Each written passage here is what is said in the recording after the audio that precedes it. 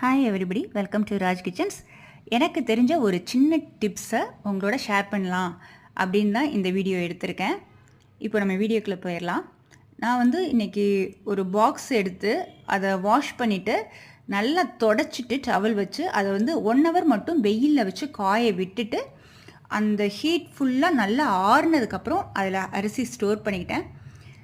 இந்த மாதிரி மெத்தட்ஸில் கொஞ்சம் கலக்க அதாவது காற்று போகிற தன்மையோட கலக்கிற மாதிரி வச்சுட்டு அதில் ஒரு 4 பட்டை மிளகாய் மட்டும் மேலாப்பில் போட்டு வச்சு கவர் பண்ணி வச்சிட்டோன்னா நமக்கு அரிசி 4 to 6 months வரைக்கும் அதில் பூச்சி வைக்காது. அதாவது வண்டு தன்மை வரும் இல்லைங்களா, அந்த மாதிரி மெத்தட்ஸு 100% வராது.